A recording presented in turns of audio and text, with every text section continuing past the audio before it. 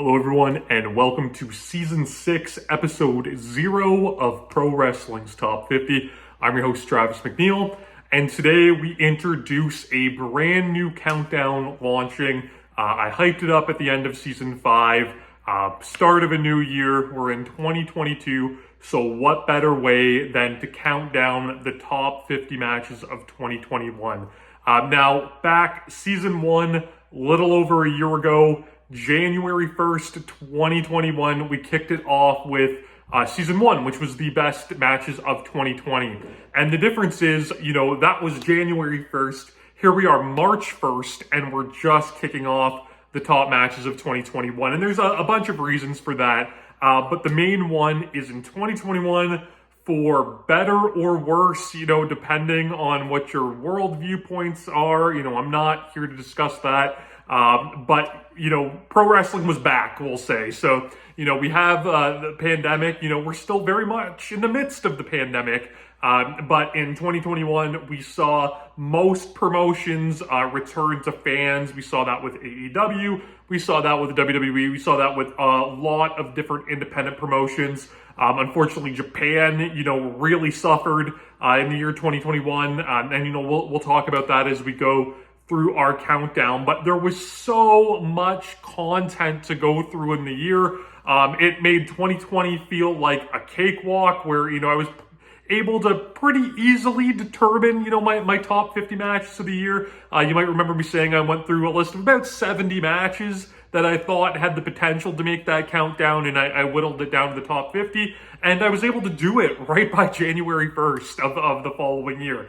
This year, a little bit different. There was so much to watch. My, selection pot of matches that I thought could realistically make my top 50 came in at over 100. I believe there was like 104 matches that, made my short list and that I was able to craft this top 50 that, starting with our first episode coming soon, you'll be able to see me count down. So there are, a lot of best of the year lists out there, that you can choose from. But I promise you, if you make the choice to watch these videos, you will get one unlike any other. If you've been, watching these various, seasons, you know that my tastes can be a little different than, what the mainstream, favorable tastes tend to be. So do expect, some, I'll call them hidden gem matches in this countdown, matches that, maybe were completely off your radar,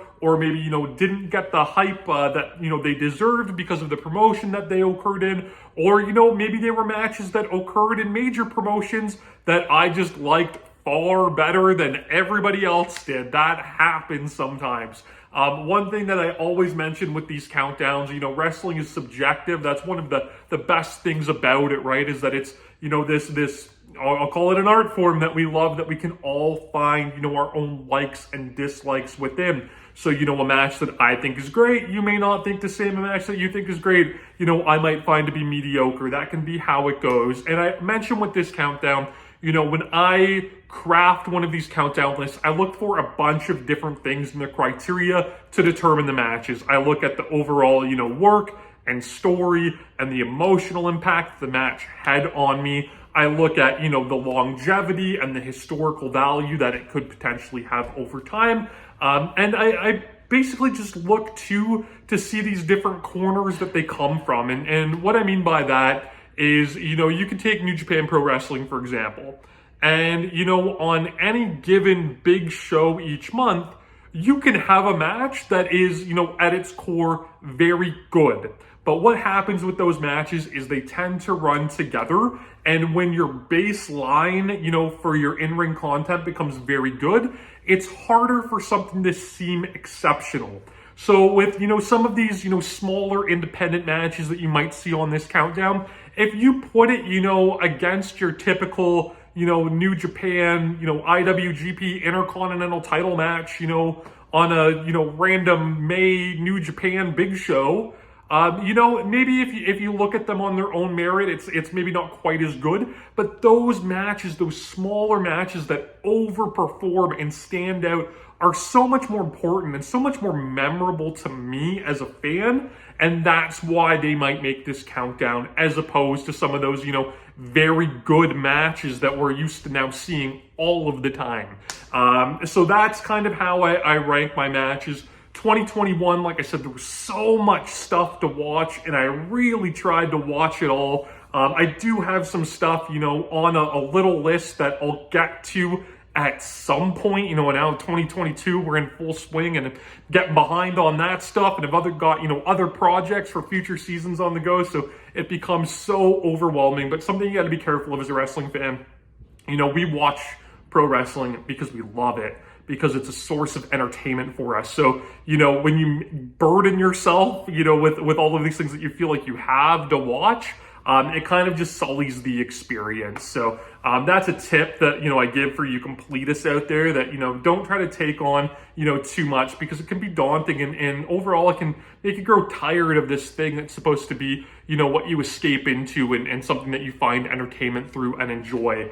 And so, there's a couple matches that I want to see that I haven't. Realistically, they probably have no shot at making this countdown. The other thing with 2021 is, we have promotions that are running that have accessibility issues. And what I mean by that is they'll run a show and then the content is not available. Some Joshi promotions in Japan can have this problem. I'm looking at you, Marvelous. Unless you want to spend, a lot of money to import a DVD of one show that you might want to see one match on that you heard is kind of good from somebody that was there live. It's not always feasible to do so. You also have, promotions like Pro Wrestling Guerrilla, who are back up and running, that release their shows on quite a delay, to the point that, upon me starting this countdown, their last show of 2021 hasn't been released and isn't accessible yet. So, if there was anything worthwhile on there, maybe we'll do a little addendum, at the end of this season to comment on them. I don't know. But I did try to be as comprehensive as humanly possible. 2021, it had all of this content. It certainly felt overwhelming at times. We have so much stress going on in the world at any given moment, especially now if you're watching this video, when I upload it, with the horrible war that's going on in Ukraine. So, pro wrestling is something we're supposed to watch and we're supposed to enjoy. And there was a lot to enjoy this past year. Joshi was on fire. I've never been, super, super well-versed in Joshi. That's something that, maybe a couple years down the line, if I keep doing these, you might see, a top 50 matches in All Japan Women, or something along those lines. I definitely haven't seen all of the classics that I really should. But, this year I watched a lot of Joshi, and man, it was firing on all cylinders. Stardom was killer. Tokyo Joshi Pro Wrestling had some big time matches that were great. All of these little promotions, Marvelous and Sendai Girls and Seedling, and, all of these different promotions really, really delivered. So, expect to see some Joshi on our countdown. A lot of really good stuff that might fall under your radar. Lucha Libre exploded in the year 2021, but not in Mexico. It was definitely in the U.S. Game Changer Wrestling it made the brilliant move back WrestleMania weekend of importing Arez and Aramis. And, them along with Gringo Loco, who's just a mastermind at putting together all of these great multi-man lucha matches. They set the independent scene ablaze. There's so much good lucha stuff. That did translate to Mexico a little bit. They had, obviously COVID issues and whatnot as well. But definitely expect to see some lucha matches on this countdown. We are going to scour the independents for this. There's going to be independent promotions maybe you've never seen. There's going to be some wrestlers maybe you've never seen. But it's going to be so much fun. And of course, you're going to have your WWE, you're going to have your AEW, you're going to have your New Japan, you're going to have all the usual suspects here. This countdown is going to be a lot of fun. I'm really excited to start bringing the videos to you. I hope it gets some eyes on some new promotions, some new wrestlers, and some new matches that maybe you haven't seen. So make sure you subscribe to the channel here on YouTube if you haven't already.